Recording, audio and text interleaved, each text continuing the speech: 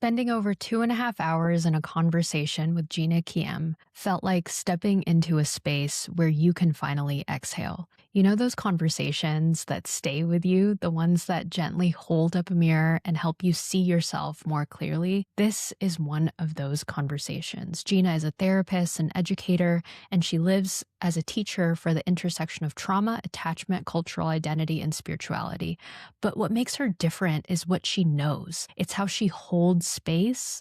She talks about the story of your nervous system, the story of your family ancestry, the story of your relationships, and the story of spirit, and how all of those stories are living inside of you at the same time. In today's conversation, we explore why so many people keep choosing the same unhealthy attachment, not because we're broken, but because our nervous systems are wired for what feels familiar. We talked about what it really means to come back to your body, especially in a world that teaches you to live in our heads.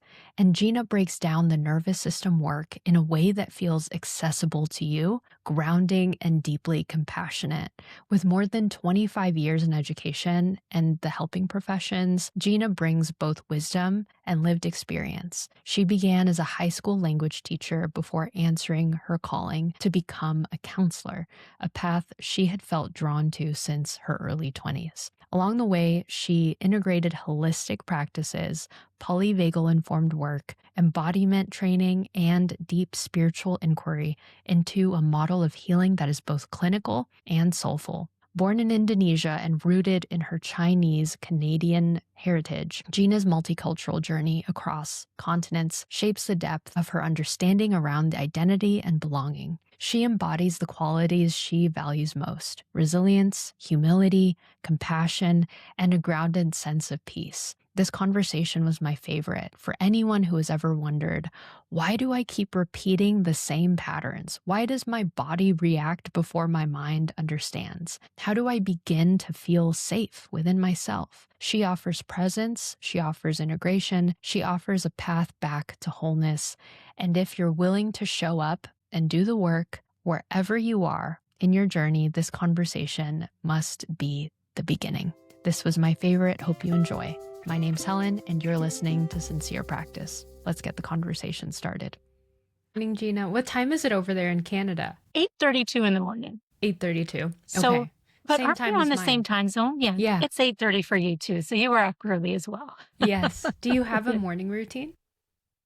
Well, I do. I usually get up pretty slowly Okay. and then do my meditation. And I do some sort of grounding, internal inhabitation of the body so that I can feel the wholeness. Yeah, around me. It's like a prayer. Yeah. I love that. Yeah. How long is your meditation, and is it a specific type of meditation? It really varies. It really depends on how I wake up in the morning and how well I've slept. Yeah. I love that. Yeah. How about you? I do a morning prayer. So Yes. I'm a Christian, so I do a lot of like Bible reading, some prayer, Oh, a beautiful. lot of like internal assessments of like what I've gone through. Sometimes I work out. So usually I try to work out 5 times a week, and that's part of my morning practice. No way. Yeah, it keeps What me really time? alert. It varies. So depending on when I have a client, I'll work out 2 hours before, then I'll shower. But today, because it was an earlier morning, usually I start my day at around 10 when I start to see clients. So my workouts usually start at around 8 a.m. So today was an off I day. admire that. Yeah. So I actually want to share what my mission is, and then we can go into the interview. But I created a private practice that tries to meet the needs specific to Asian women. So like postpartum relationship counseling, And with so many of the clients I meet, it's really relationship driven because we come from such collectivist cultures. And I feel like America is getting to that position, or at least the people that are anti-AI with just easy and quick. I think it's isolating so many people in different industries. So I think that your decades-long experience with just helping clients, I know that you came into your career as a therapist later on. Yes. I'm just curious about what your take is on relationship building, etc. So much of what you know that I do revolves around the nervous system and the social engagement system. And so our physiology basically broadcasts where we are in our nervous system state, whether or not we're calm and excited or whether or not we're shut down or anxious. So a lot of what's happening in your voice lets me know where you are in your nervous system. Wow. So it I'm can writing this literally down. broadcast your state, your nervous system state. But in terms of the title of your new practice, I think you just said it yourself too, that it is practice. It's lifelong, right? Yeah. Cradle to grave. But it's your sincerity in your voice. There is a wholeness to it when you speak. And wholeness doesn't mean that you can't have the messy parts too. Yeah. Right? It encompasses all of it. So when I heard that, because I did listen into your some of your podcasts when you had shared that with me, and just the sincerity out of which you share who you are and also how you relate to others, and the courage and the risk it took to launch from being part of a collective counseling agency to flying on your own and trusting. Oh, thank you, Gina. That's sincere, right? Thank you. Yeah, it was beautiful. Yeah. Yeah. I'm curious to know the woman behind the career, because we talked about this in our previous podcast episode, but you had gone into your career decades long prior to becoming a therapist. But I really want to know the practices that make you feel grounded, because as a therapist, I just attended a burnout recovery training, and there are so many opportunities in this work to overdo it, to push through. Earlier, you were talking about your meditation practice. Are there any other practices that keep you grounded in yourself? Me grounded. Oh, so many. So you know that I'm a senior trainer with the Rhythm of Regulations with Deb Dana. So I live the nervous system work because it seems like a really important doorway or portal into understanding my physiology. So if I understand and befriend my own nervous system, if I get to know my own unique nervous system, then I begin to notice and name where I am. So if I feel triggered, I'll know, oh, there's something that doesn't feel safe at this moment. What is it? And then I can say, oh, something happened yesterday, or somebody said something to me and I didn't know what to say, or I did something that I wish I hadn't said yes to.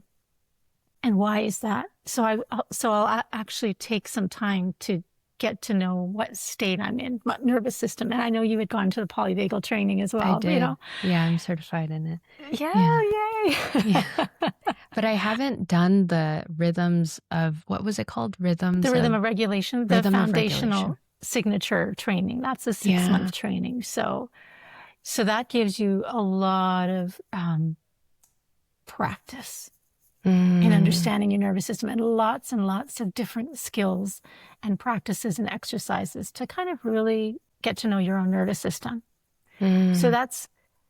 But as you know, I've taken some of that work. Once I understand the nervous system, you were saying that you're Christian. So there's a part of you that's even deeper than the body, right?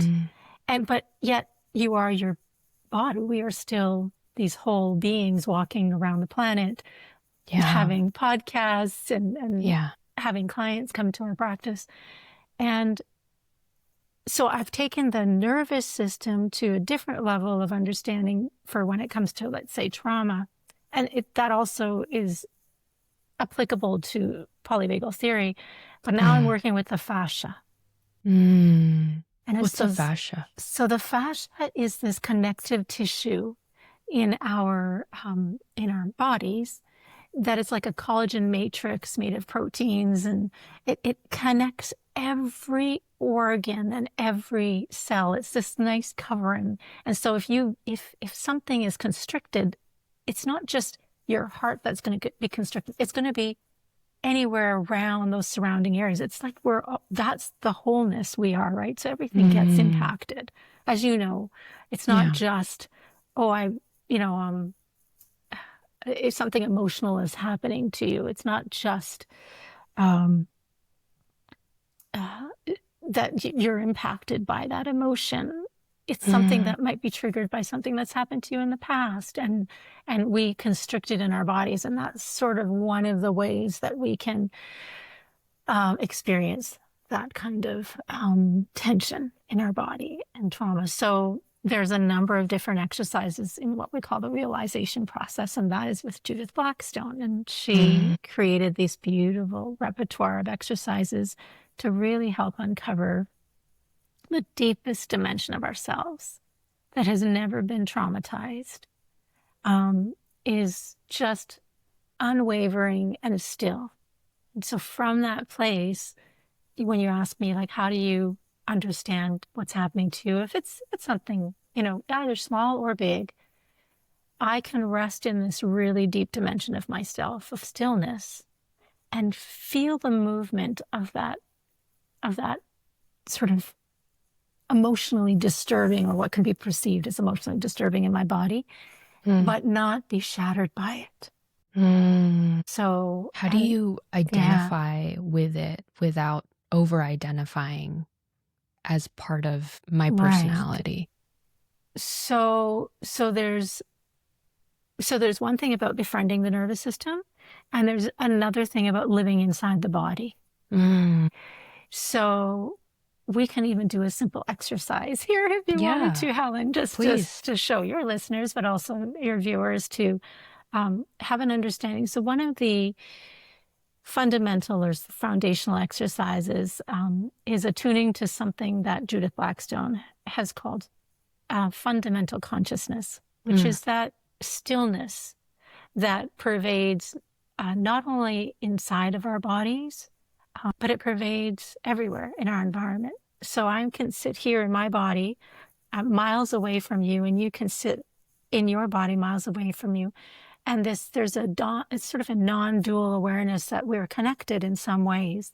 It feels like we are, right? And this is not even when we're physically in proximity to each other, but somehow energetically, your heart and my heart can be felt.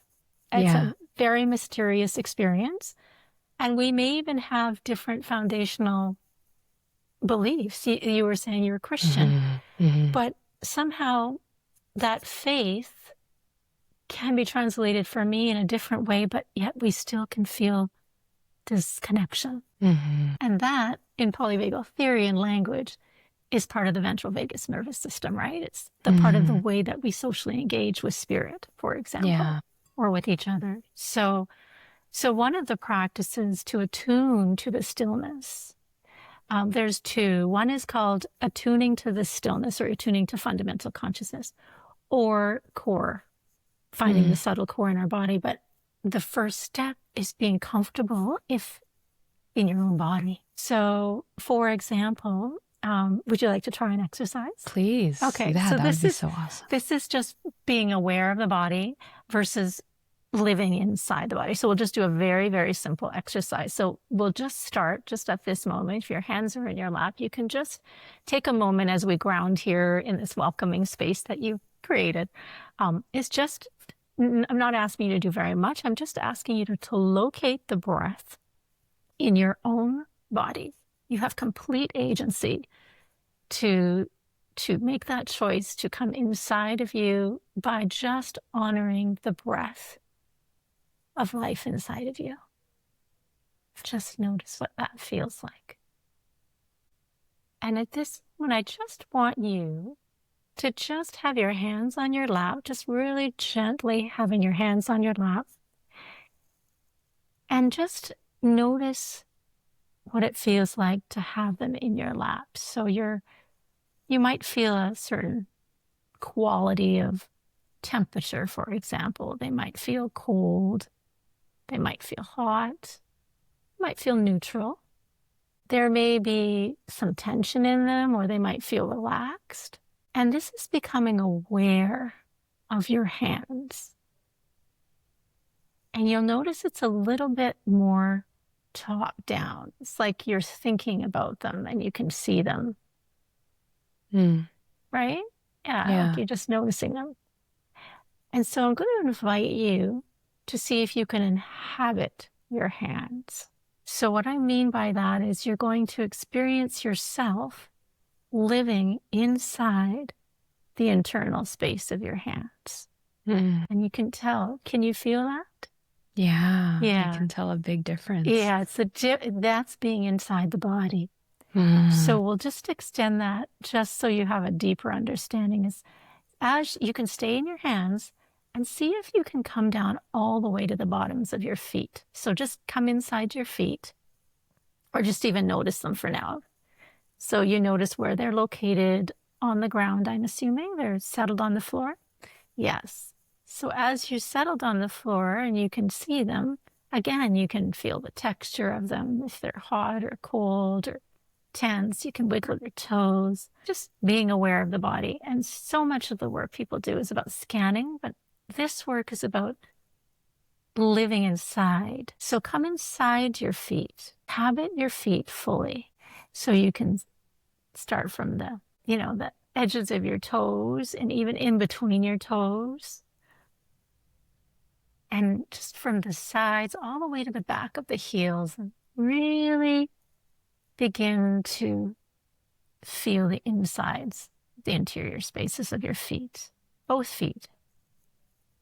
Even that soft instep in the ankle, that really nice one, so you can really sink into your own feet. And then I'll just invite you to gently open your eyes and you can stay in your feet. Yeah. That was so awesome. Yeah. Living in the body versus being with the body. Or being aware of the body. Being aware of the body. Because you're being with your body. Actually, your whole body and being are present with you when you live inside. So notice how you don't lose contact with yourself as you're speaking with me. There's and so that's a practice that I do daily. I'll do it if I was going to Trader Joe's, for example, if I was grocery shopping, going to the bank, or anywhere, just even with strangers, I will return to my body. There's another beautiful exercise too, but I just wanted you to get comfortable with the difference so you can understand being in the nervous system and recognizing your state and then deepening that. It's like when you're in prayer. Yeah. You drop inside. Yeah. And it gets quiet, right? Right. Yeah. There's something so beautiful about coming into my body and being aware of my body, because so much, and what I noticed while I'm talking to you is I was so in my head prior to meeting with you. Yeah. And there's a huge difference coming and encountering someone who's so present with themselves. Sometimes, it bleeds into, but I think more so with you, Gina, of I noticed that in my interaction with you, that you're with me and I'm with you. And there's something so beautiful about that too. And when you're working with a client that is so not aware of their body, or perhaps they're broadcasting something with a sense of pain, how do you open with that, and how do you work with that? Yeah. So again, because the body is the thing we see. Yeah. Notice the difference when you were aware of the body versus coming inside of the body. There's a certain kind of risk to enter in the body. So we wouldn't do that right away. Right. For some people, if they're ready, that's different. But usually it's through dialogue. We're having a conversation, right? Often I think about it as you're coming to my home, we're sitting on my couch and we're talking about your nervous system. Yeah. So when someone comes in and says, because they're always going to have the presenting problems of anxiety or depression or overstimulation or anything that's going to cause them or really deep suffering, I really invite them to get to know their nervous system first. Right? Do you remember the personal profile map that we could really just to get to know each other when I'm in this particular dorsal dysregulated spiral of depression or collapse or shutdown, what do I think about? how do I eat? How do I behave? What do I think? And just be really honest, because your nervous system isn't assigning blame or shame or any kind of judgment. It's simply enacting a pattern of survival. It's helping you stay alive. That's its job. So if I know that, I can go, and if my client knows that, they can go, oh, so there's nothing wrong with me. And I'm like, no, it's not about being right or wrong. It's your nervous system saying, this wasn't safe. Right? And if you're really anxious and you're feeling that kind of chaotic energy, like I have to do, I have to perform, kind of what we've talked about in terms of immigrant families, right? Or my parents sacrificed, so I have to work really hard. and we forget about the life that we currently have. Yeah. That they've given us so that we could live the life fully that they were not able to live, which provides this beautiful balance of legacy. Yeah. And so I take them on that journey of like, let's get to know your nervous system, because everyone wants to get to know why they behave, why they feel, and why they think the way they do. And that it's possible to reshape. That's why polyvagal theory is so hopeful. I'm really grateful to, Dr. Porges and Deb Dana. So that is a way. So once they understand, oh, I'm in dorsal, Gina, or I'm in sympathetic, or I'm completely having this wonderful conversation with you, and I feel very connected, and I've moved, right? Because that's what we're doing, is we're reshaping. Yeah. Then I can say, would you like to just experience yourself a little bit more, like a deepening? Like that's already what you've done, but let's connect to ourselves in a deeper way. And then we go inside and we do what we were just doing. We not only become aware of the body, because that's part of who we are, we deepen and we walk with that. And it's beautiful because you have complete agency and sovereignty of your body. It's beautiful. Yeah. Let me just shed light into something that you said that I loved. You said that oftentimes we're so consumed with the story of where our family has come from and how we got here that we take on the very narratives of our parents of having to go, go, go, go, go. And so much of the way culture portrays immigrant experience, or even the way that I've heard my friends or myself talk about immigrant experience, is it's very one-sided. It stays at that story, but it doesn't transfer over into how can I live differently? How can I show gratitude and acceptance for how my parents have lived out? Oftentimes, I have clients step into the office with a lot of resentment and anger and frustration, and we have to work through that to get to the other side. But from a nervous system perspective, I love how you call clients to inhabit the body and to choose consciously how to honor their ancestors. Absolutely. Can you say more about that, Gina? Sure. Yeah. So that is, now you're getting into family constellations work that I work with, right? So I read through your website. I was so excited to talk to you about that. So yes, because the nervous systems that we have and the skill sets that we learn have come because somebody has given us life, right? We have a mother and a father. That's a fact. They gave us life. That is the gift. That is the gift. How we choose to live our lives is our responsibility. That's so good. And when we blame our parents, I'm not saying that our nervous systems haven't been influenced by the way that we've been met by our parents. So then you're talking nervous system work, like there's co-regulation and self-regulation. If we had parents that were awakened beings, even if they were awakened beings, society has all kinds of dysregulated beings that come to meet us as well.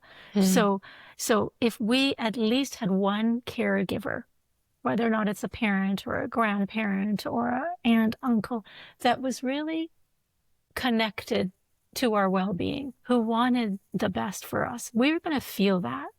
And that's going to give us enough safety to meet another in the world. Right? So if we didn't have any co-regulated presences in our life, we are going to now self-regulate. Mm. And that is not an easy task. Yeah. Right? Because then we don't trust people. Nobody feels safe. So it could be just your therapist. It could be just us, actually, Helen, that Right. allows that person, as you know, who really feel safe enough to share what's on their hearts and their minds. So when it comes to the ancestral piece, or the work that I do with family constellations, is what's foundational for me is that basically family constellations in a nutshell is increasing the flow of love in a family system, in this case, right? And so what blocks that love? And often it is because when we talk about immigrant families, and this is just a lens that I want to offer, we know that our parents have made choices to leave the country that they were born into. As you know, everyone says, I came to give you a better life. Yeah. They didn't know what that better life could look like. They took a risk. But they took a risk. And risks have a lot of fear. Oh, it has a lot of fear, but a lot of intention. Right. Right? And a letting go and really leaving so much behind. That happened with my family. My family moved from Indonesia, and then they moved to Canada, and they had very little English, but my father was a teacher, and we had 6 kids, and then one came and was born my youngest brother was born in Canada. And so there were 7 of us. And I just think, what an incredible sacrifice to leave your home country, all your support systems, and to settle in a brand new place where, it's huge. And so, so one way, and I see this with many clients who do come from immigrant families, is that they want, and it's that filial piety, right? In Asian cultures. Correct. To really, of course, there's an obedience and a respect and for your elders and your parents. But there's this idea that we have to sacrifice our entire life. And our parents still carry that, right? That we have to live the life almost as if we have to live theirs. Even though they don't want that, it's still part of the burden that we carry. And so family constellations gives us an opportunity to see where the entanglements are and to let go of the burdens that maybe that we're carrying out of loyalty and out of love for our parents or even a past relative. Wow. And so one of the ways to balance that sort of feeling of guilt or shame of not being able to rise and be there 100,000% for our families, because we're always going to belong to that system no matter what, is to live our life fully. Really. That doesn't mean you're discounting and you're neglecting your parents. You're going to be there. In fact, you'll probably be there even more. Right? But the healing still has to come from recognizing, where is my responsibility in my life to be with and regulate with my family members, because that can be difficult. So I don't know if that answered your question. That does answer my question. I can't help but think about where someone would go after that statement of how do I live my life fully, and what does that look like? Most of the time when you watch a video on YouTube, most people Google, or now people are ChatGPTing, what do I say to a family member? How do I encounter a family member? Do you have a different take to that? Because most of the time, I always hear the question of, what do I say? What do I do? Is there anything to say and to do? Yeah. And so now I'm going to come back to the nervous system. So you can see how this is the nervous system in family constellations of an ancestor. So overlapping. They still had a nervous system. Yes. Right? And so whether or not we mirrored their nervous system, or whether or not we have invisible loyalties to them, if I start with the nervous system, so the question is, I'm going to a dinner party, and I always feel this sort of sense of like, I don't know how to be. I don't know who I am. Like when I go to this Yeah. experience or this party, I come back to my nervous system. I'm like, oh, what's going on, Gina? Like, what's happening? Like, why are you feeling this way? And I'll go, what nervous system state are you in? Like, I will really literally talk to myself and I'll say, I'm in sympathetic. Mm. Oh, why are you in sympathetic? Like, why are you feeling this fight or flight energy? And then I will really take some time, like, so what am I thinking? What am I feeling? And is there a core belief Mm. underlying this? And has this feeling, is this similar to something I've experienced before? Does that make sense? Because Yeah. then I start to see a pattern. What's the core belief? Is Okay. this something that I've experienced before? So rather than taking action immediately, pause, take inventory of where your body is and what you're believing in that moment. And then what happens after that? And then, so you have to name, right? You notice, and then you name the state. Mm-hmm. And then you normalize it because now you know you're in sympathetic. Now I know I'm in a protective state because there are too many cues of danger. Right. I don't feel safe. There's too many warnings that are telling me this is not going to be a safe party for you to go to. Right. For example. Right. Then I will, so from that place, I will go, okay, where is that core belief coming from? And I might ask this question. So there is a discerning question. This is polyvagal work, but the discerning question is in this moment, right? So this moment that I'm experiencing this activated sympathetic fight or flight energy with these people at this party, in this situation, which is the party, is this level of intensity of emotion, this triggering response needed? I'm just going to go see my family. Wow. Is this needed? Yes. And if it is, if Oof. I'm really clear that 9 out of the 10 times I've come to this party, someone has shot me down or somebody has said something to me that has been triggering, and it's not because I'm overly sensitive. They just said something about, I don't know, it could be in a room of a whole bunch of white people and I'm the only Asian woman, which has happened many, many times. Same. Right? Yes. And so then I'll just notice that. And then I'll go, it actually happened at a party the other day. I was the only one. And I kind of went and looked around like, oh, and I didn't really know very many of them. But then I thought, these people are really nice. Just because they're in white bodies doesn't mean that they're not nice. Yeah. Right? Then I love how you stop to check the judgment. Exactly. And then you try to re-regulate.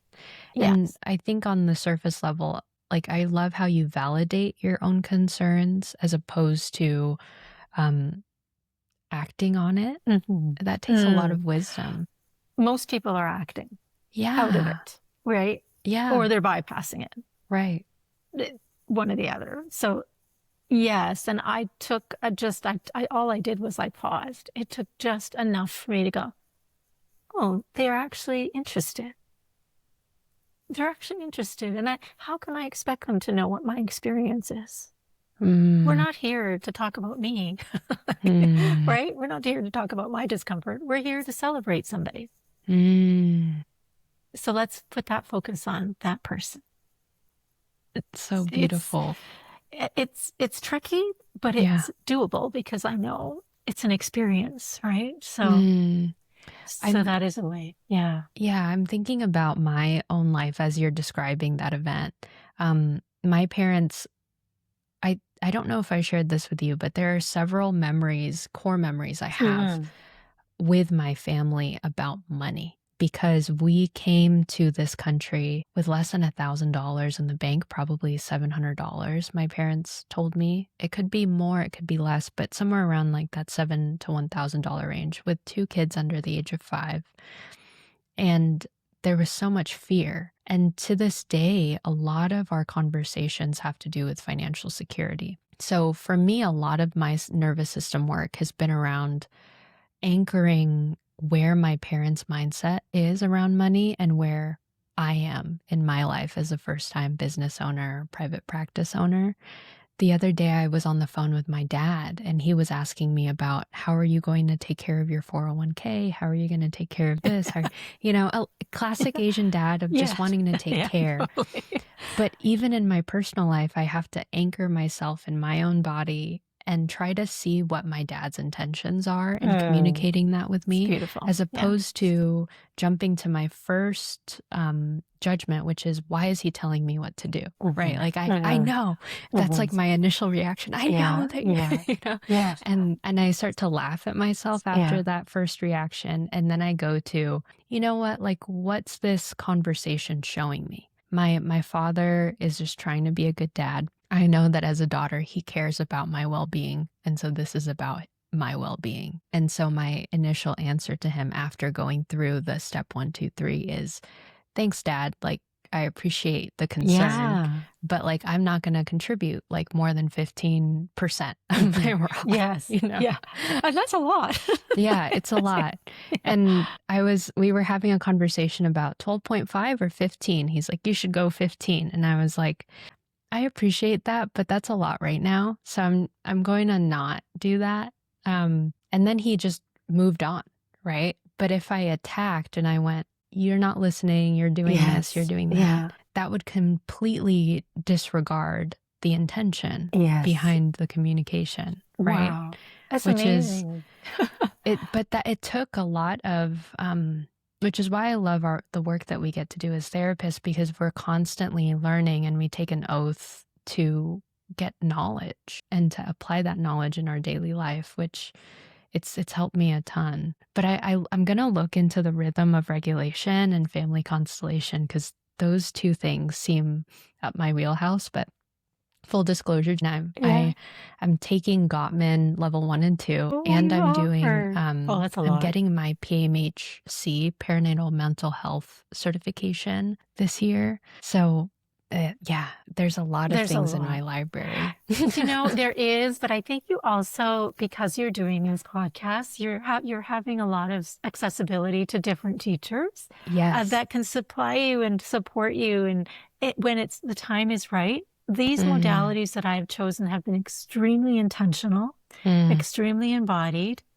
and they felt right. Like they felt natural to me. So it made sense to go from the nervous system to the fascia to ancestral healing, because there was a flow to it. But every piece of the work that you're doing correlates with every other piece that is out there over the 400 or 500 counseling modalities, right? But the nervous system for me was just a foundational piece, because we all have one.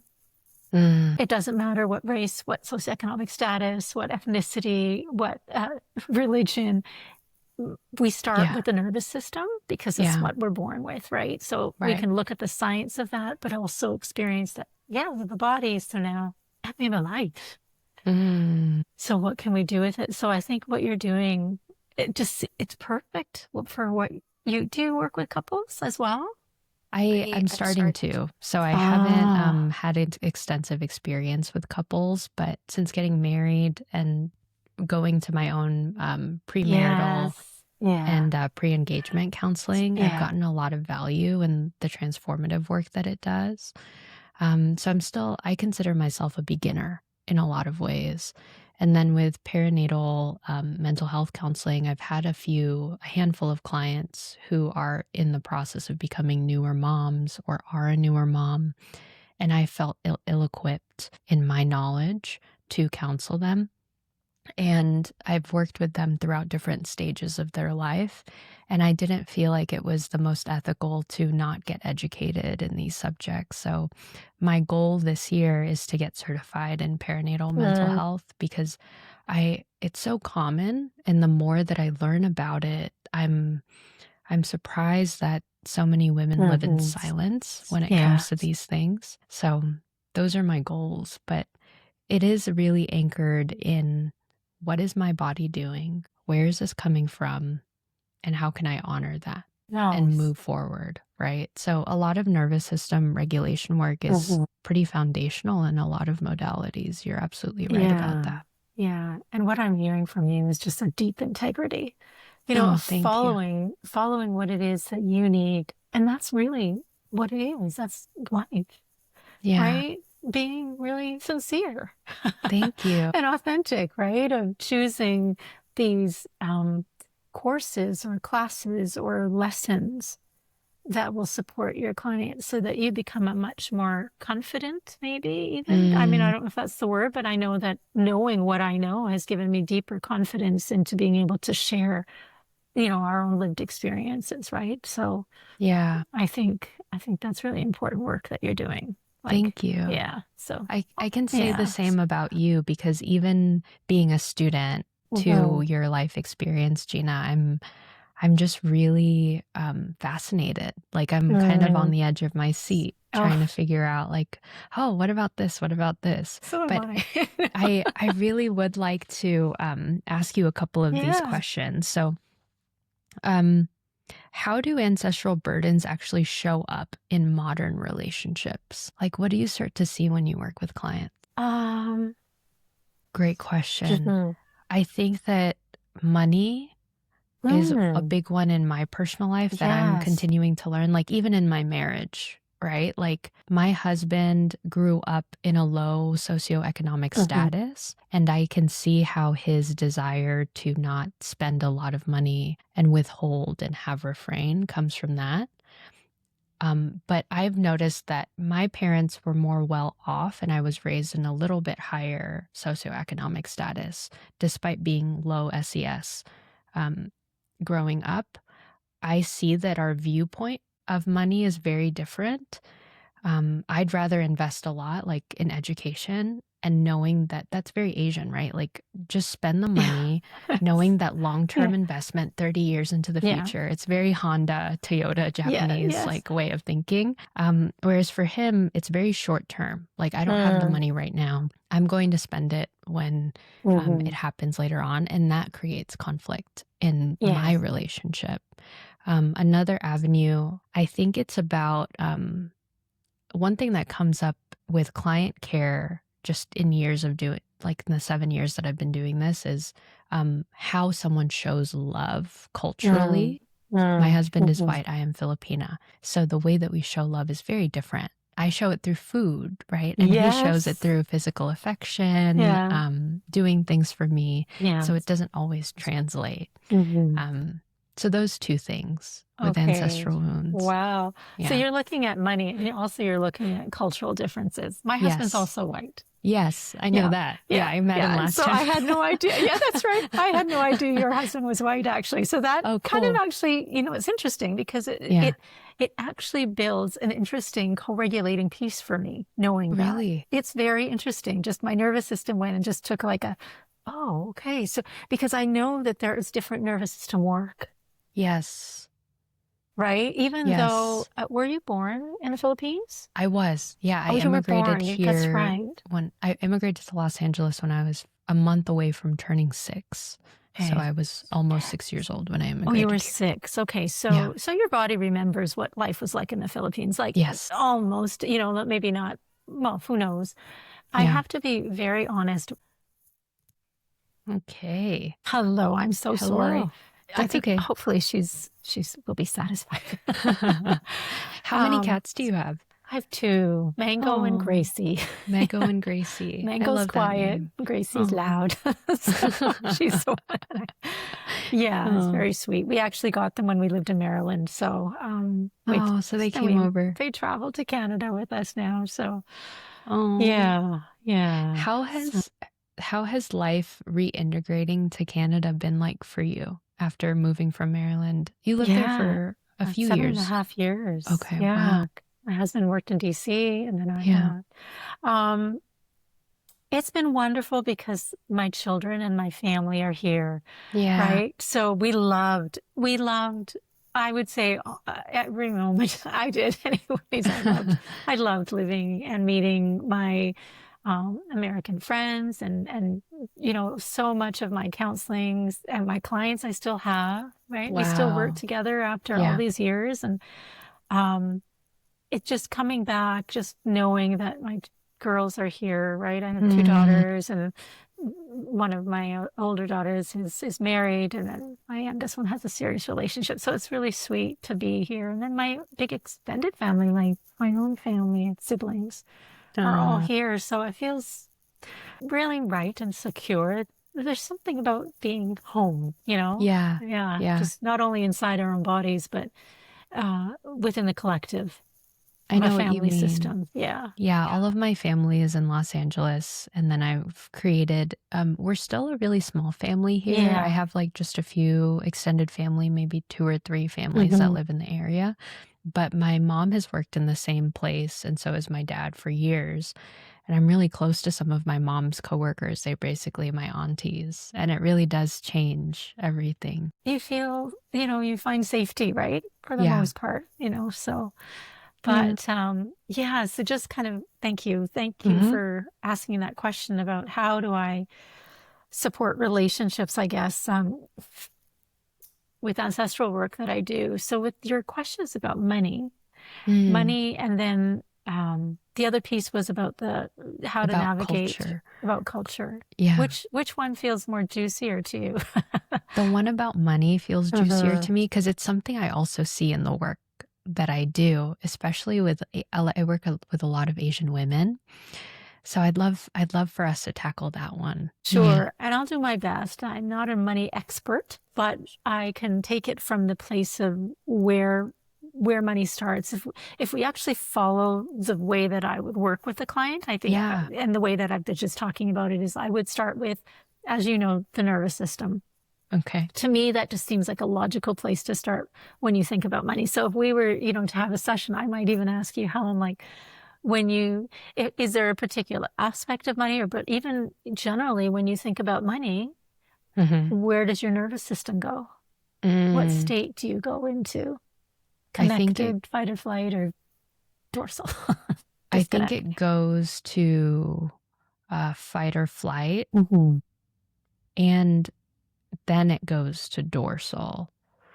Um, I start to think about trying to think about something. Um, I start to think about worst case scenarios. It's more around spending money than it is about anything else. Okay. Yeah. Yes. Okay. So when you Yeah. spend money, Mm-hmm.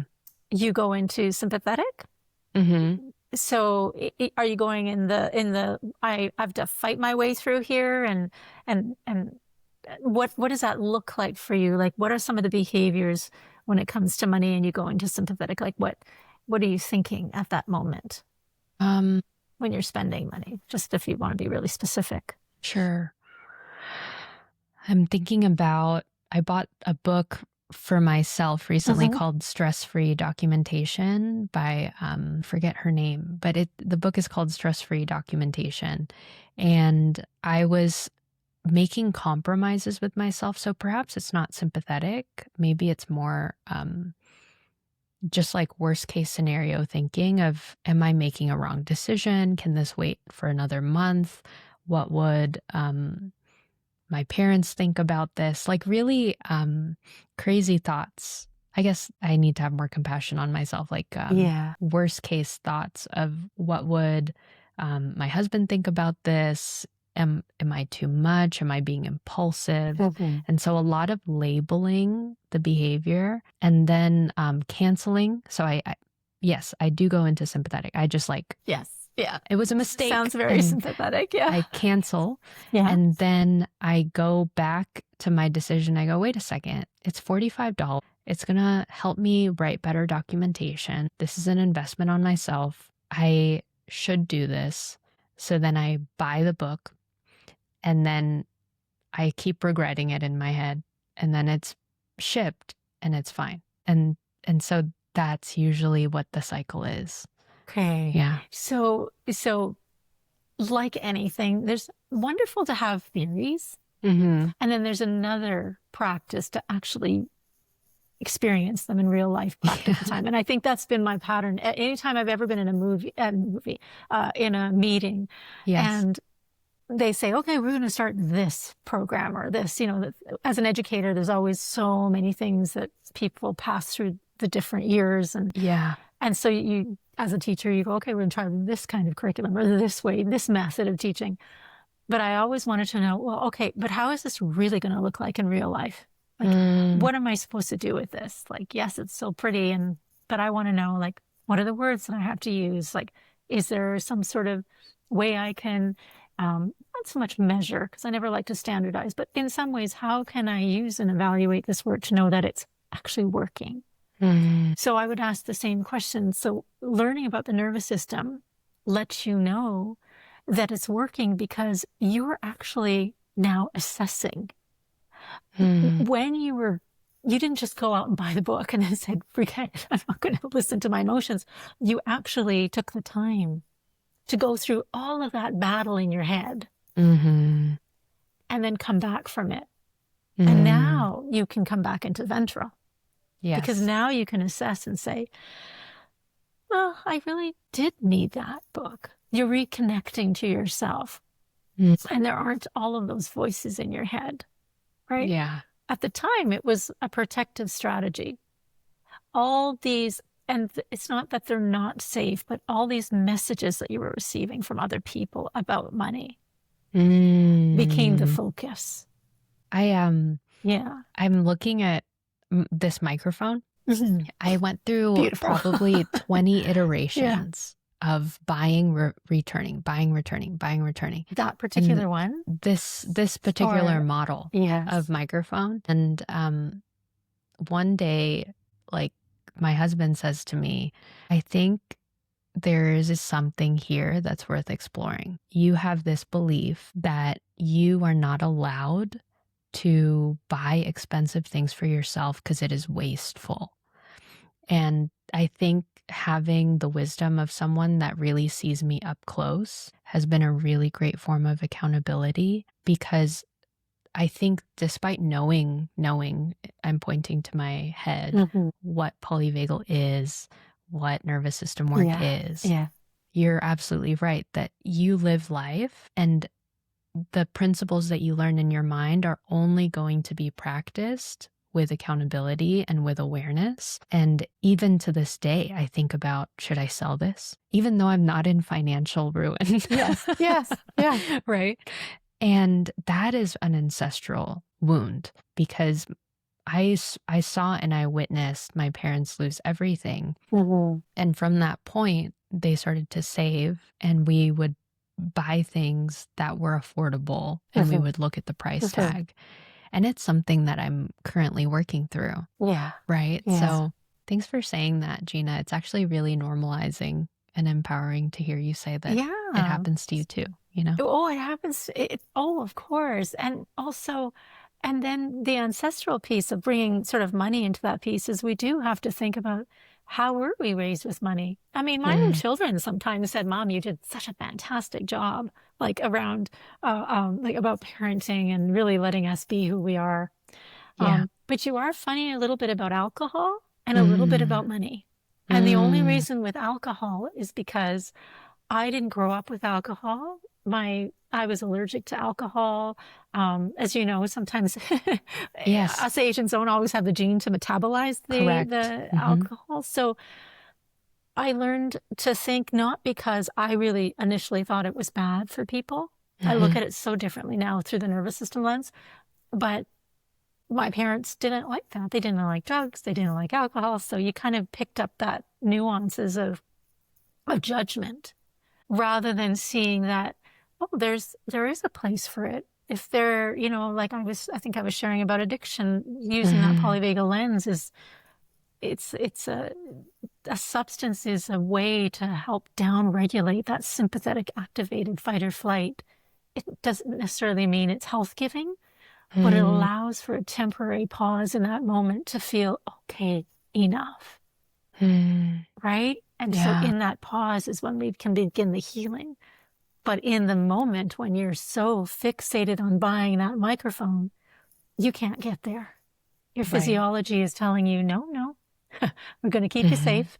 We're going to keep you questioning. Right? So, and if you keep questioning and you get exhausted, that's good, because dorsal, that disconnected part of you, is going to feel so relieved, and it's going to rescue you so you don't make that purchase. I know it's so funny. Yeah.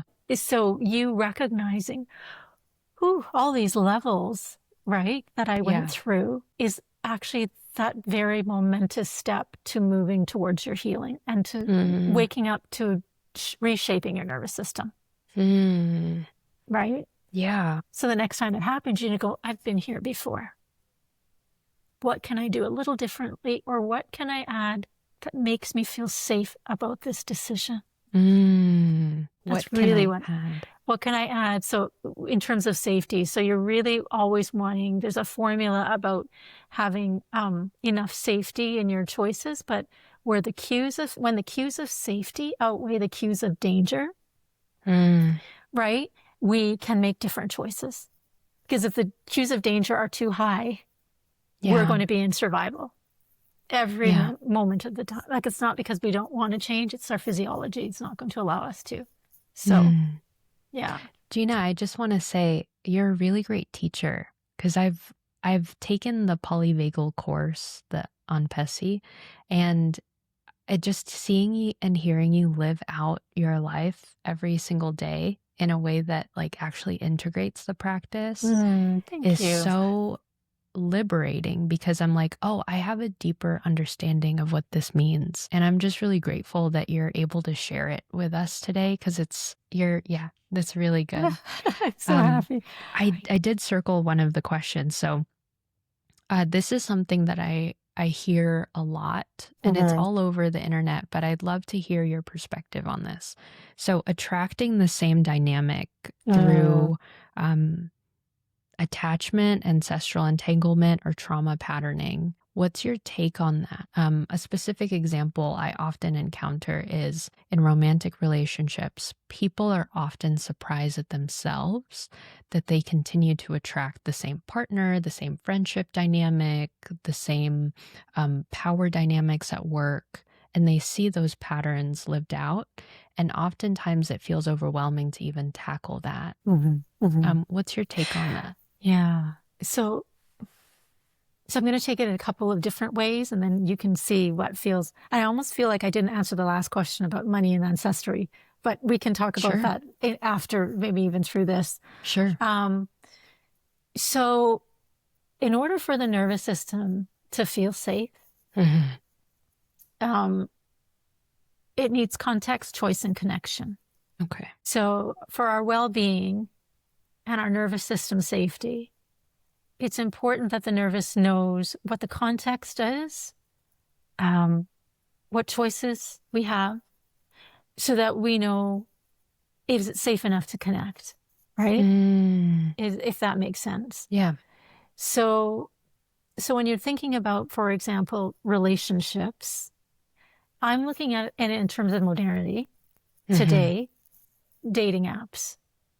Are they safe? That's the context. That's how I'm going to meet. So I'm looking at different contexts. It's different when even a party can feel overwhelming, or a double date, or somebody saying, oh, Gina, or not Gina, but no one's referring me to anyone. Somebody who is looking for a relationship and will say, I'm going to a party, or, hey, I have a friend. I really think you might be interested. I hear this because I have friends who are in their 50s or even 60s, and also young women who are in their 30s and clients as well, right? So you're seeing all the different ways that people meet people. And so the context is important. What age are they, right? Because differences, like how you meet somebody in this modern context as a 50-year-old divorcee, for example, is going to be different than a 30-year-old who is just trying to have a relationship. Right? And what kind of relationship do they want? And there's just so much more on the spectrum of sexuality as well. So that's important. So if you know the context, that's important. Then you have some choices, right? I can decide, do I want to meet people on a dating app? Do I want to meet people just like through a friend, or a family member? So you have to be able to know how to navigate that, and you have to know where your nervous system is. Because if you're in fight or flight, just desperately looking for a partner, your behaviors are going to be very different when you meet that person. If you're just wanting to hook up, you're hooking up. And if you know that and you're in ventral and you're connected, that's all I want to do. But if you don't, then there's going to be lots of opportunity for maybe possible harm, or just no connection to the self, right? You're just going to do what you do all the time. So there's the logical life. Does that make sense? Like, Yeah. I'm going to do it because I have this body and this is what I do. That kind of thing. I mean, it's way more complex than that. I don't want to make it sound that it isn't complex, but and you were asking about the attachment piece, right? So what style am I? If you're secure, that's going to be a very different experience versus if I'm avoidant or insecure or so again, you're starting to look at the nervous system. All of these modalities help to connect to what state am I in? Because if I'm in dorsal disconnect, I don't really, really want to connect with anyone. You don't, and if you know that, then there's going to be very little room to make a ventral choice, because coming from a place of depression all the way to ventral connection is a lot harder. You have to go up to sympathetic. You have to make some sort of choice, some sort of movement, right? Right. And so then, depending on what state you're in, that choice is going to depend on how you feel, depending on if you're shut down, or which you're not going to do a lot of connection, or you're in sympathetic and you make choices that may or may not be the best ones for your well-being. So that depends on how secure you are with that partner and how safe you are. And sometimes I've been in a relationship now for over 40 years, I think, right? I think we were talking about that. Wow. So I thought it was 38, but I thought it's 35 for 35, sure, marriage. And then years, since we've known each other since 1984. So, wow. And so, when I compare my daughter's relationships or my clients' relationships who have been in partnerships for maybe 2 years or 5 years, or even like yourself, if you can add more cues of safety, right? However that's going to look like for your nervous system and that couple, like, for example, with your own relationships or your clients, then we can begin to stabilize and reshape, and continue to sort of deepen that connection. Because that doesn't mean ruptures aren't going to happen. Yes. They're going to happen. I have gone through the psychodynamic work. Psychodynamic work means just helping the client understand their thought patterns, their conscious, unconscious thought patterns, for those of you who don't know. But for the elements, okay, I'm going to backtrack a little bit and tell you where my context is coming from. Modern dating has become so online. The way that people learn how to date, they go on YouTube, they look up Google, they look up ChatGPT. What do I say to this person? What do I text to this person? And so much of the way that we have learned to talk to each other has been dictated by TikTok, Instagram, and YouTube, and even now like newsletters like Substack. And I have asked people in daily life, what do you think trust is? What do you think boundaries are? And there hasn't really been a deeper analysis of what that looks like to them. So when you were talking about cues for safety are necessary in a relationship, and having been with your husband for 40 years, what did that look like for you? What were some of the cues for safety for Gina? And maybe it can help someone. Yeah. Oh, gosh. I mean, I would hope that to live a full life is really to feel okay about looking at yourself from within. I really do. Like, I think I probably did that naturally as a child. I mean, we all had journals, we wrote, and I really enjoyed that. There was something, quite healing about it, right? I'm actually in an acting class now, and I'm supposed to be. Yeah, I'm taking acting class. That's another story, but. Is it improv or is it just no, acting 101? It's scene study acting.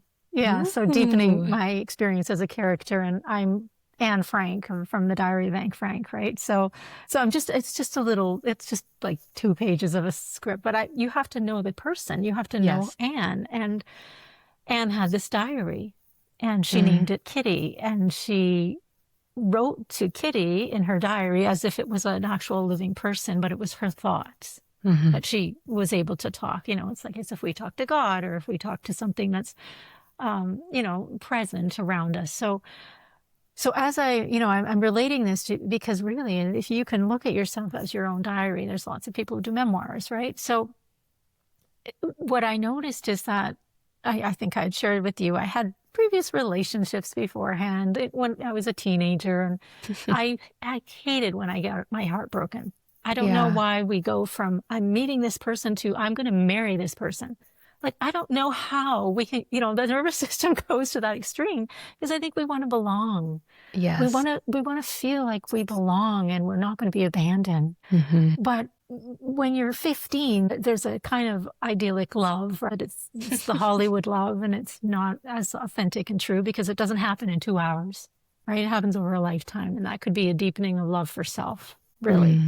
Mm-hmm. So I did remember that, you know, feeling my heart was broken a few more times than I wanted. And I remember consciously, really consciously thinking, the next person that I meet, I just want to be friends. That's it. Mm. I just want to get to know them. And that provided so much safety, because it wasn't about sex, or it wasn't about giving up something of yourself. It was Mm. actually taking back something. That's You're so good. reclaiming, right? And I That's didn't so know, good. I didn't have that language. But at 17, I knew I don't want to feel this way anymore. So when I met my husband, Bob, he just gave me that instant. We were friends for 4 months. We knew we liked each other. We just knew there was chemistry, but we didn't act on it like at that Wow. moment, which was very rare. Yeah. But it was enough for me to know, oh, his behavior is so respectful and is Mm. meeting mine, and I'm meeting his, because it just made sense at that moment. Yeah. So the question, yeah, so for online dating, oh, there's so many, the context is different.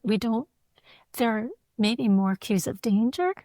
Mm. And so we might feel that, but we don't have any other way, we think. Mm-hmm. Because if we're in sympathetic looking for a partner, we don't have enough choices Mm-hmm. other than what's on that dating app. Mm-hmm. And then we have to actually take the risk to connect with somebody Yeah. in a public place or not, right? Yeah. And then there's even though there's a purpose to that hookup, Mm-hmm. that doesn't mean that client doesn't feel, or that person doesn't feel at the end that nothing came of that. Like, they don't, Mm-hmm. there's also that experience. So, and again, it could be like related to any of the attachment, Mm-hmm. pieces. But I would link it back to the nervous system, Yeah. right? I'm taking the Gottman training, and a lot of what they talk about in rebuilding a relationship after it feels shattered or hopeless to continue on is building a friendship. And they talk about, so the Gottmans are very clinical, meaning there's a ton of assessments, there's a ton of observation of the couple, and as a therapist you're taught to really lean back and observe. Is there a like between the two of them? Is there a friendship between the two of them enough where if they feel like there's conflict, you see the best in that person? And I think that the way that romance or trauma is repatterned is we never consciously stop to think, what is my context and what is my choice in this relationship? And I really love what you said of, there was kind of an aha moment after the last heartbreak where you went, never again. Like, I'm going to do this differently. And that when you talk about acting, I immediately thought about the story arc of every great story. Someone makes a decision to change, and it takes them on this wild ride. Mhm. And love Mhm. does take a It long does. time, Yeah. you know? Well, what are Um, you noticing? Do you mind me asking? You're in your first year of marriage now, and sure. you're talking about money, and you're noticing, oh, I have differences in the way that I view money, and he has differences in the way he coming because you both have had nervous systems who've raised you Mhm. around that context of money, for example. Mhm. And yeah. Yeah, that's a great Hmm. question. I think there is enough respect in our relationship where I can look at him and I can go, that makes sense.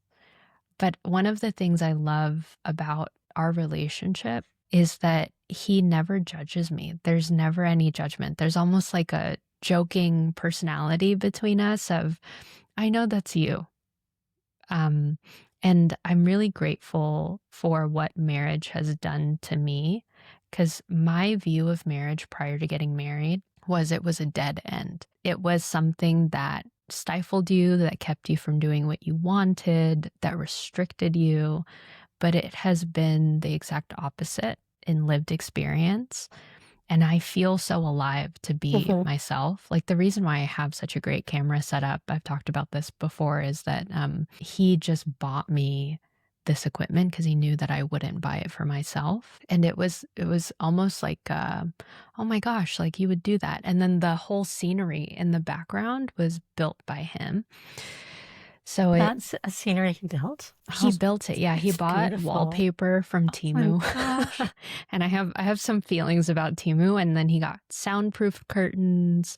He built me a shelf. He designed the He's a lighting. builder. Oh my goodness. He's a He's a builder. gem. Yeah. He Yeah. sounds I like a hope one day jewel. you would get to meet him. I hope so Um too. Oh, but it's been a really wild ride of discovery where I feel like I've unlocked different versions of myself that I didn't know I was capable of or ever able to work through. But it's given me deeper awareness of what really letting someone in does to your personality. And when you were talking about cues for safety, I think it really does have to do with, do I feel safe with this person enough to let them influence me? Because I think that when you're married, who you're married to really does influence who you are becoming, right? Um, you are the five closest people that you spend the most time with. Um, I feel really grateful. Like there's an indebted gratitude to being in a relationship with someone that's so healthy, that's aware, that's emotionally attuned, generous and giving. And it took time to build that and a lot of cues for trust. I consider myself an earned secure. I had a very anxious avoidant attachment style from my childhood that I've worked through in therapy, but it was brought out again in moments where we were about to get married, when we were dating. And so when you were talking about safety, I said, wow, it took me a long time mhm, to mhm. build safety Yeah. with someone. And if those cues of safety outweigh the cues of danger, that's when you can really Yes. connect with him. And the cues of safety don't have to be, they can be really strong cues of safety. Like for Yeah. me, trust in life is a huge a cue of safety. I could have all these doubts. I could have 10 doubts. Yeah. But if I know at the end of the day that I can inhabit my body, be in my core, trust in life or something in greater, then that outweighs all of those. They kind of disappear. Mm, Does that make sense? yeah. Because I'm so clear of that safety. It's even almost deeper than safety. There's just such a secure, stable force. That doesn't mean that I'm not going to go into protective mode, up Mm, and down the ladder of like the hierarchy of, ventral, sympathetic, dorsal. But I know that if I trust, oh, this is happening again.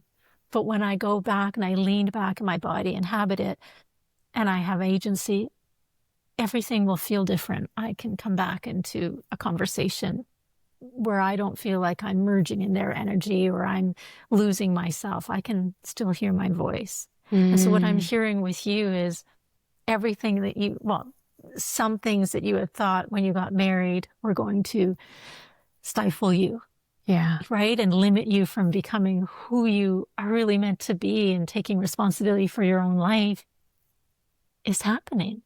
Mm, You have sincere practice.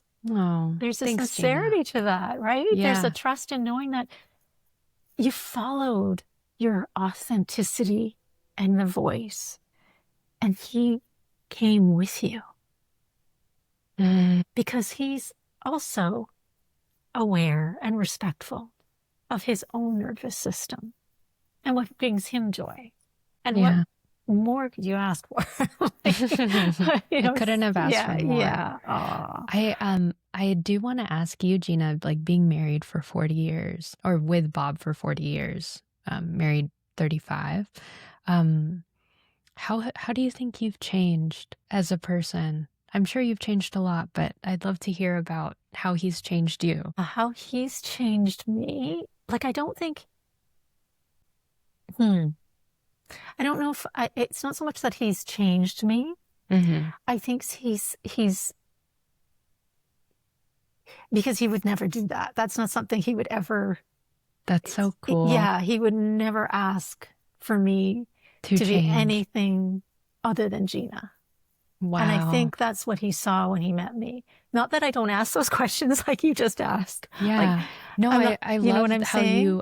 I love how you reframe that for Mm-hmm. me because I think that you're absolutely right. Like when you're with a healthy partner, they like you for who you are. You eventually, well, I think I can only speak for myself, but I've changed because of being around my husband, right? Like not And because he's changed. not because he's Yeah. changed you. Mm-hmm. Yeah. And that doesn't mean that I don't admire Mm, so many of the qualities in Bob that of who he is. Like, I mean, you meet your partner and there are things that you just automatically are attracted to or gravitate to. And he's yeah. really intelligent and really smart and he continues to surprise me and he's really funny and he builds a lot too. And so there's Oh. all, and he's creative and he's kind and he's, but there's also parts of him that are, it's Bob, like, so, but, but I think it's more that he walked with me every step of the way. And it's, in relationships, we have to just respect and expect that Mm, there are going to be ruptures, mm, that it's not always going to be easy, that our nervous right. system states are going to not be in ventral all the time. There Right. is this, like I said, marriages are not 2 hours long, and sometimes it's a happily ever after, but that happily ever after is as a North American fairy tale, right? Mm, And our fairy tales might be different in the Filipino culture, or like, yeah. So Yeah. what does that mean? So sometimes when I think of attachment, even I think the ultimate attachment is this trust in that I'm alive and that life is supporting me, and through that, people come to support me if I'm feeling safe enough to take that in. As a baby, you don't know your family is chosen for you, right? Or you know, but as a partner, to choose a partner, you really need to know, like, you have to really, really be settled enough in your nervous system, I believe. It doesn't have to be the right one. It's just in this moment, this person is meeting me right where I need them to be. And Mm, I don't know what that's going to look like in 10 years. As you know, like things have changed, yeah. as we get older. So I think it's just us walking together with mutual respect for each other. So he may not love acting, but I do, for example, right? Or just the choices, or a therapist. Um, Right. but he coaches, so it's interesting. Do you have the same hobbies or some? Mm, we used to play pickleball together, but I've kind of fallen back on that. I don't Mhm. really like it. We both like working out, actually Yeah. more so me than he does. Actually, saying it out loud, I think we have very different interests. Hmm. We both love going on long walks together. We both love reading books, Oh, more so me than yeah. he does. He loves community, and I think those are some of the ways I've changed a lot. I do consider myself more of an extrovert, but I love meeting with people with purpose, like learning from Yes, folks, yes, like yes. podcasts, things like that. But he just likes meeting with people to meet with them, hosting dinner parties. And so I think I've changed a lot from that. Welcoming people into my home. Yeah. Cooking together. We love doing that Oh, together too. beautiful. So maybe Yeah. it's not so much maybe that you changed, maybe it's just that you've expanded, Yeah. That's a right? great way to reframe that. Yeah. Yeah. Just because it doesn't feel like those things were part of you. It's just a matter of putting things into practice, right? Mm. And letting it settle and simmering and, oh, yeah, this is actually really fun. Like, This is who I've yeah, always been. It's just yeah, certain channels have started to turn on right. as a result of Yeah, being in a healthy relationship. That's a great way to put good. that. Yeah. And Yeah. that'll continue. And it will also be really clear what is your favorite things to do. But you're always looking in the same direction. Like it's the values that don't shift, right? Um, yeah, like it's a wild ride to be in a long-term relationship Hmm. because you learn so much about yourself, Yeah. if you're really being honest. Yeah. Yeah. It's so So, true. That's a great way to think about it. You don't really change for the person. If anything, if it is a healthy relationship, you expand mhm, and you begin to build more awareness or a deeper awareness into who you really are mhm. being with Yeah. someone. You Yeah. just do. And it's like anything, this quote for me is coming up. It's something that Dana uses when she's talking about the nervous system. And Mm. that when anything's new for us, right? So or we've had an experience. Mm. And so even, for example, this, right, the Yeah. conversations we're having, I don't know if we're stretching, but Hmm. when you can stretch the nervous system to think a little bit more, like even just thinking about, like, what is my relationship about, Yeah. right? We want to savor that experience and go, oh, I didn't think about this before, but we're actually expanding, for example, right? We're just Mm. stretching the nervous system. But in an actual relationship, life happens. And like, let's say the money experience, Yeah. you go into survival. So what you're doing is you're stretching the nervous system and then you're savoring, right? Mm. So in a moment you can stretch that experience. So you see something and you go, could we just stay here a little bit longer, right? Yeah. And savor this and let us just sit with it. But then when it becomes stressful, you go into survival. So Mm. there's the stretch, savor, and then the stress survival component. There's a continuum, right? Mm.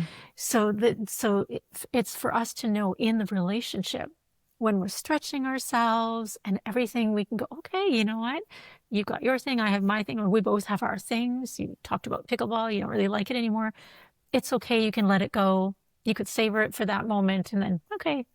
But it's if I really want you to go to pickleball and you don't want to, but you do it instead, you go into survival. I know it's a Mm. very simple example, but it's just to show you how quickly, if we don't Hmm. honor ourselves and Mm. don't speak with the voice that we were born with, Yeah. or don't. So when you talk, if I could circle back to those dating apps, right? Like Yeah. the modernity of dating and being in a couple and ancestral burdens, um, it really requires you to be really truthful in Mm. that moment. And it's hard because if we don't have boundaries in place, we will fall for anything, right? Mm. Like we will literally fall for anything because we have no container Hmm. out of which to move in and out of. So we take in everybody's opinions and we don't rely on our own. So Yeah. I was um just journaling about mhm. that today, actually. Oh, about Um, boundaries or about Not about boundaries, oh about taking in everyone's opinion. yes, yeah. That is actually a really big temptation I think I've fallen into just being online, LinkedIn, Instagram, YouTube. How do I do therapy? How do I do business? How do I communicate about this? And the hesitancy to actually speak the truth that I'm feeling. There is wisdom in being able to speak truth in different areas and in what setting. But that's something that I was in prayer about today of, am I really funny enough, we're having this conversation. Am I really living fully in my identity and walking out my authentic self? Mm-hmm. And I'm realizing, even talking to you, Gina, that integrity is a really grounded part of my personality. And how do you get to a place where you are living fully and you acknowledge who you are? Honestly, I think it's just a way of life. And I'm not saying it doesn't get messy or sticky, because we're all part of this macrocosm of life. And each of us have our own unique set of legacies or set of, I don't know, fate. I don't know if fate is the right word, but, I remember just thinking about sharing with you, how do I manage a trigger? That's just a simple, I do ask myself, what state am I in? Like, what's going on? Right? I might ask, especially if you're ruminating about something. Yeah. Even to be really perfectly honest, even just before this podcast, I was thinking about it last night. I was like, oh, I've got the podcast tomorrow. I have to look at the questions. And I had thought about the questions when you had sent them over the weekend, and I looked at them. And because I had sort of a lot on my plate, it was just a lot of words, right? Like, I was like, oh my God, I have to answer these. I have to know what this means. Like, I really, it's normal. Thank you for your honesty. Yeah. So I was thinking, okay, like, you're going to spend some time, you're going to look through these questions, but you're going to look at them from an embodied way. Like, you are going to look at this and trust that you know the answers. Trust that this isn't something you can script. It's not acting. Yeah. Right? This is real life. And that's why acting is so interesting, because it really does heal self-consciousness for some. Really? Because you really don't care, because you're acting. Yeah. Right? For some people, they get nervous, because that includes me, because you have an audience. Mm-hmm. But if you're just acting and you're trying to get into character, it's one thing. But just looking at these questions, I was like, oh, what does she mean by this?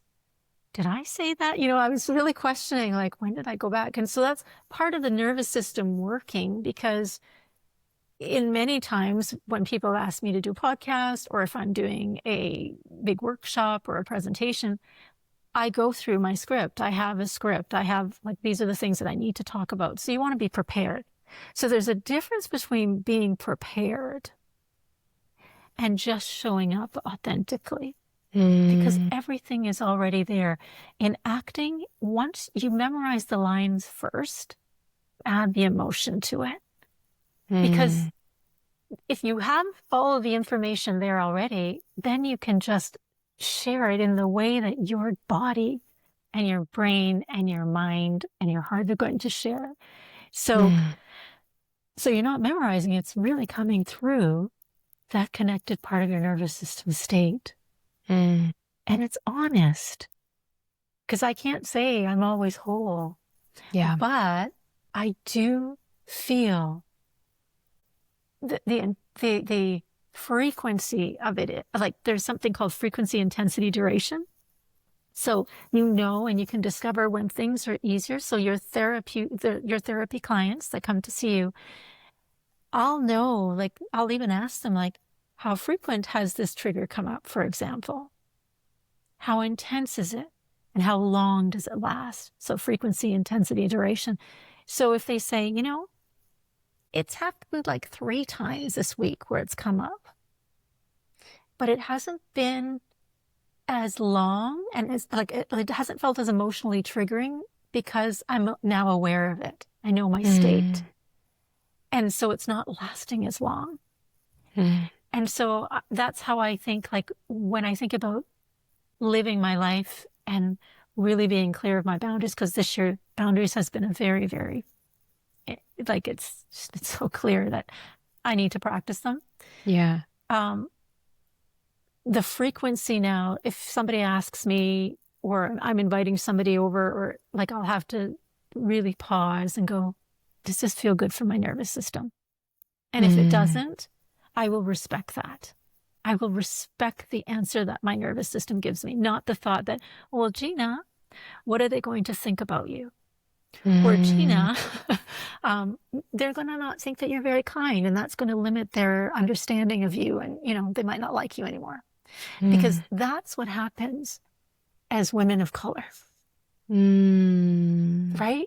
right. We want to belong, we want to be visible, but it has to be on our terms. Mm, I'm done, mhm, right? I know there's all those contexts for marginalization, oppression, suppression of voice, otherness, being invisible, not being acknowledged. I get all that. But when you live in the body and you show up in your body fully, in your wholeness, that's when social justice can really, really make an impact, because you're not angry. You can have mm, rage, but you're coming from a deep place that you belong and that you matter, mm, because that's what was taken away.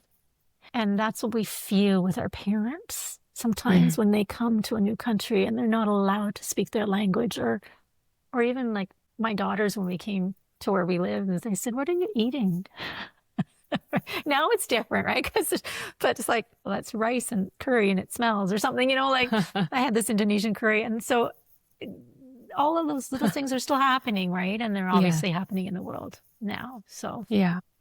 I'm just so grateful for our conversation, but I also want to be respectful of your time because we're a little over and I know you have oh, things to do no, today. it's been But so wonderful. I I just want to say thank you so much for the wisdom that you've given me and the people that are going to listen to this podcast. Like I continue to learn so much from you and I'm really grateful. Thank you. Thank you. And I'm Yeah. so honored and so touched that you asked me again to speak with you and to meet with you. And really, honestly, Helen, it feels like such a gift for me to Oh, be with you. I don't know, like the it feels world the same is, for me yeah, too. I just feel like you need to come and visit. Yeah. I'll you come know, visit you. you come to Canada because it's so beautiful If you're too. ever in Los Angeles, let me Oh, know. of course. Yeah. Yeah, I'll no, for stop recording. sure.